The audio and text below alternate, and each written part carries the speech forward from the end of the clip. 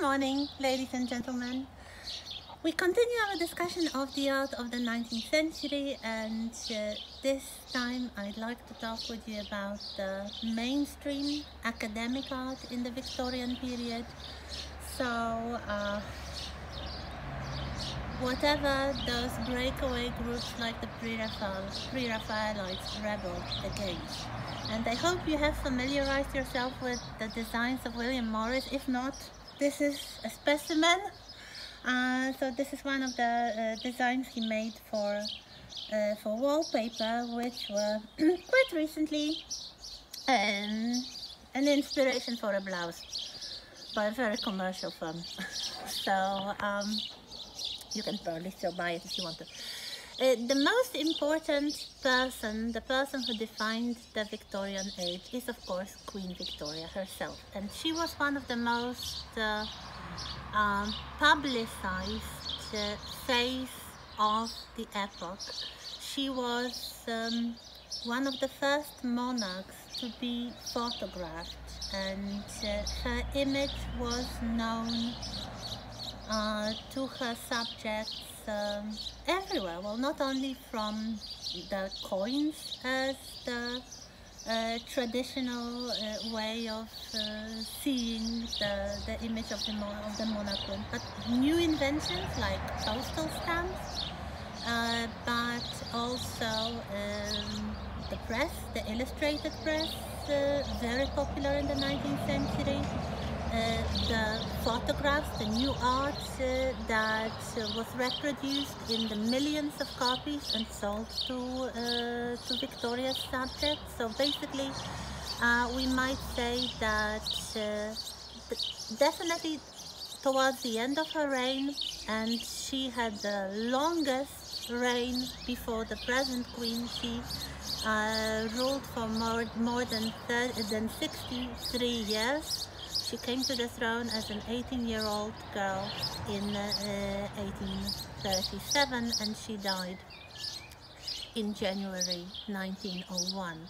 So towards the end of her reign, very likely there was no household in the vast Victorian Empire where there wouldn't be some image of Queen Victoria. And I'm not talking about the money. So also, of course, the paintings, the portraits, individual and group portraits. There are lots of portraits of Queen Victoria, and this would be quite an interesting subject in its own right, especially that she, like many of her predecessors, had a favorite artist.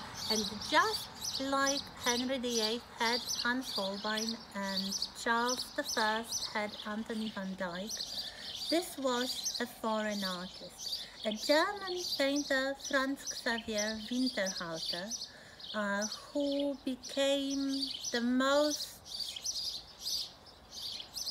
influential and successful portraitist of the 19th century, specializing especially in the patronage of the aristocrats and the royals.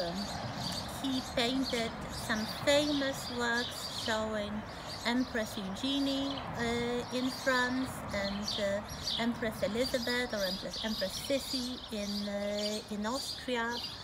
But he also had a very long and successful collaboration with Queen Victoria and her family and her court, producing more than 100 different portraits of Victoria, members of her family, members of her household, through many years.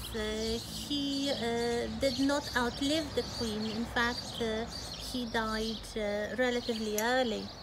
So, especially in the second half of Victoria's reign, after the death of Prince Albert in 1861, she withdrew from the court for a few years, for almost 10 years, and when she returned a completely changed person. She became this kind of matriarch figure, the widow. She was sometimes called the Widow of Windsor. or the grandmother of Europe, very matronly figure, dressed in black.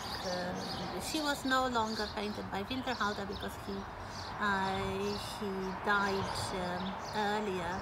But the early reign of Victoria is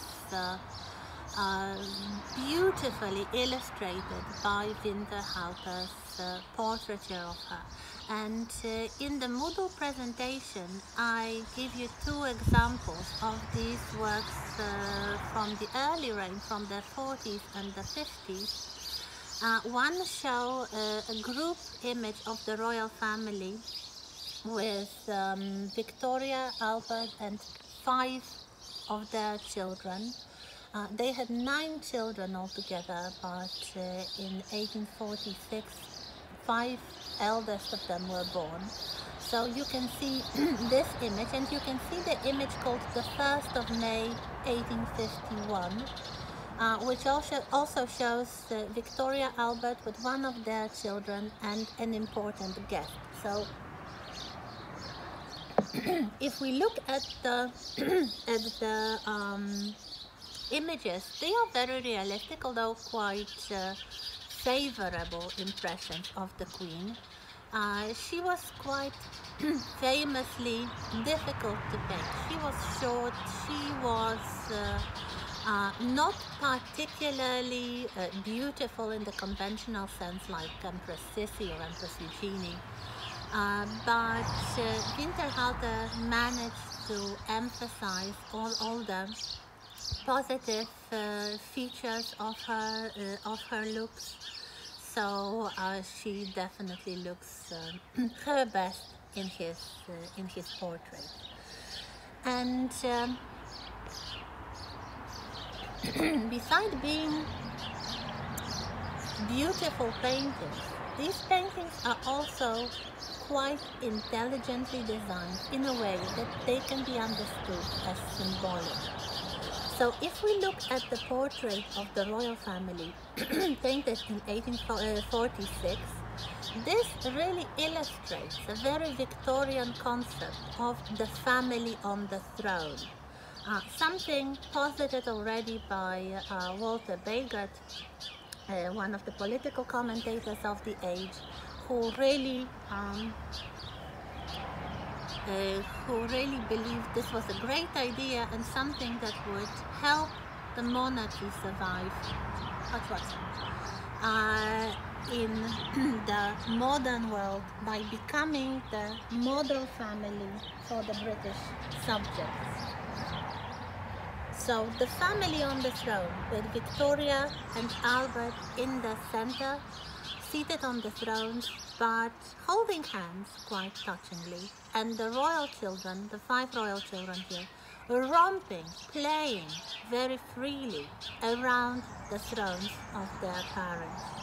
So it shows Victoria as a monarch, it shows Victoria as a good wife, it shows Victoria as a caring mother, especially to the Prince of Wales, who stands next to her.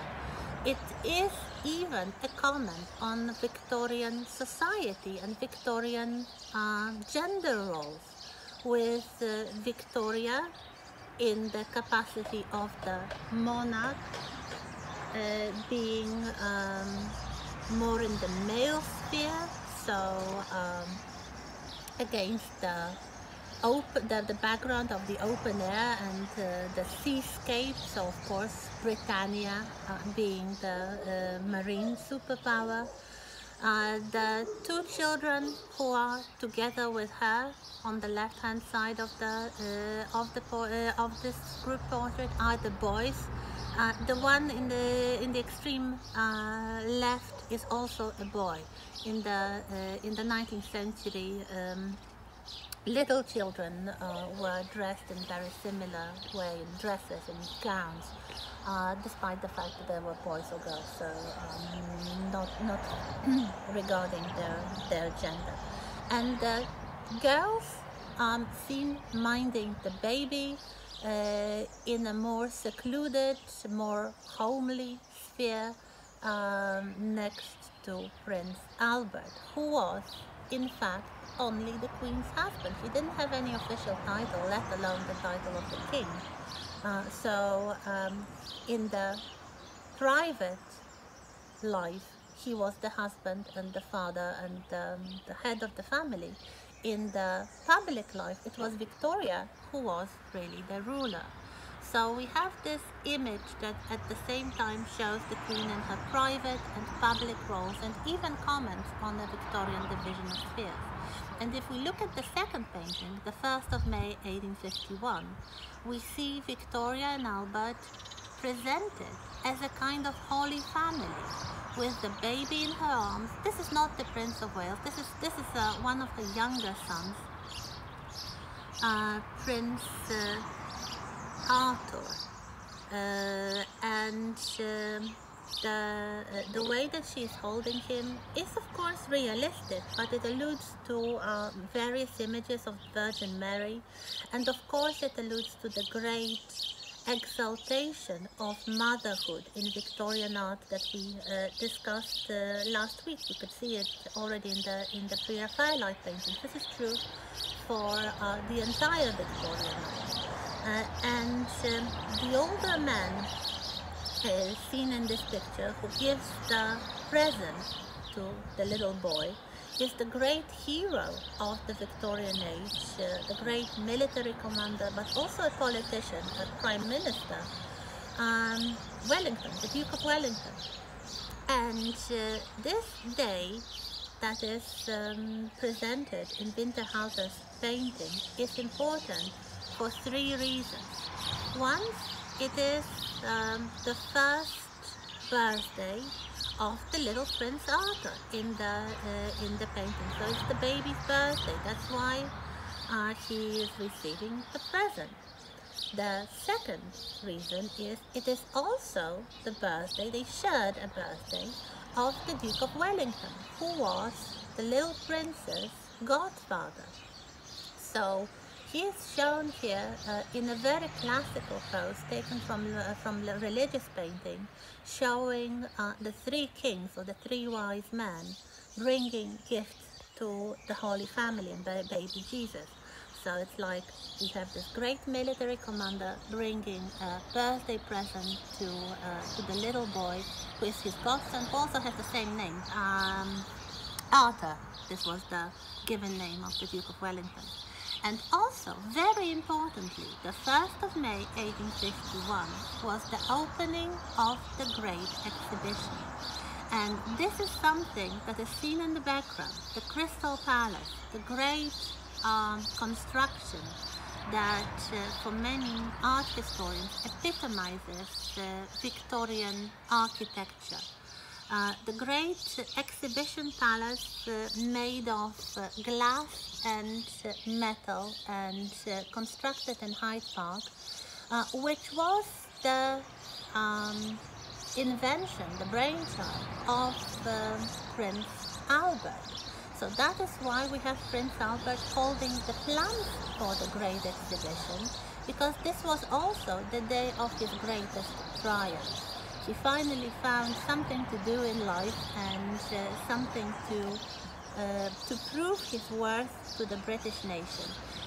He came up with the idea of organizing the first of great trade fairs, the exhibition of the works of the British Empire. And in the following images you see the Crystal Palace from a press illustration, and some illustrations showing the inside of this grand building. This was really huge.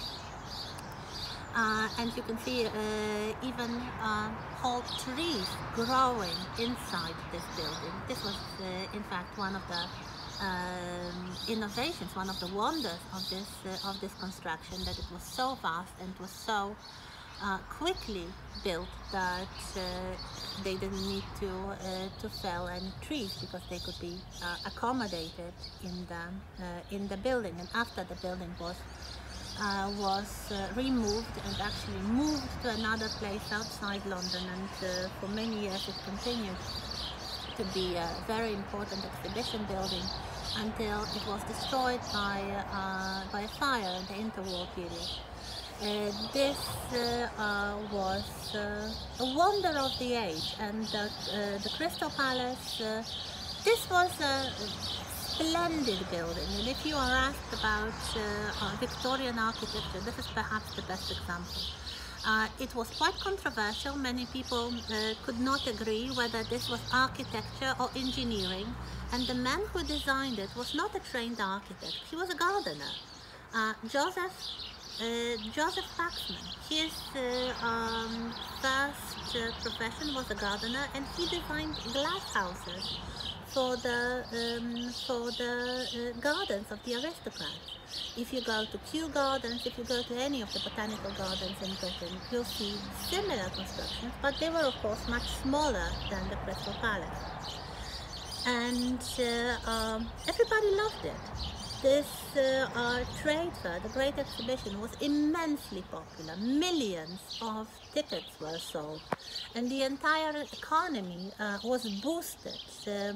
Everything. So the special railway lines were opened to accommodate all the people who wanted to travel to see the Great Exhibition. And hotels and restaurants and even such inventions as the flush toilets were introduced in London for the guests coming to see the exhibition. This was the moment of great national pride, and sometimes in the history of art there is a division of the long reign of Queen Victoria into three periods: the early Victorian period, the high Victorian period, and the late Victorian period. So the early Victorian period is from Victoria's accession to the Great Exhibition, which marks the beginning of the most complacent and wealthy period called the High Victorian period, from 1851, so the Great Exhibition, to 1876, when Victoria was proclaimed the Empress of India. So after the proclamation of Victoria as the Empress of India, we have the late Victorian period until her death. So you can see in the images from the inside of the building that of course they showed a lot of trinkets, and you can see many of them even today if you go to the place near the exhibition, the so-called Albertopolis, or the Museums Quarter, which houses first of all the Victoria and Albert Museum, which was built on the profits of the Great Exhibition, together with the Science Museum and the Natural History Museum and the Royal Albert Hall, one of the most important concert halls in London. And if you go inside Victoria and Albert Museum, you'll find many of the exhibits that were shown inside the Crystal Palace during the exhibition. They could be things like the little sculptures that you can see here, like Hiram Powers, the Greek slave, by far the most successful sculpture, showing a nude woman in chains. But the title, The Greek Slave, made it possible. We'll talk about classicism and nude art in the Victorian period in a little moment. But this is what you can find, typical Victorian art of the period. But also, not only art, exotic objects from all around the empire and machinery. You can see the machinery hall in one of the images from the inside of the Crystal Palace. And this was something that attracted the great attention of many viewers, including the Queen and the Prince, who was very interested in anything modern. So you would have people coming to see the engines working and basically the kind of nitty-gritty of the Industrial Revolution. So that's really the mainstream. Whatever was accepted to the Great Exhibition, whatever was glorifying the Queen and the progress and prosperity of the Victorian age. And in the next part we'll talk about the paintings.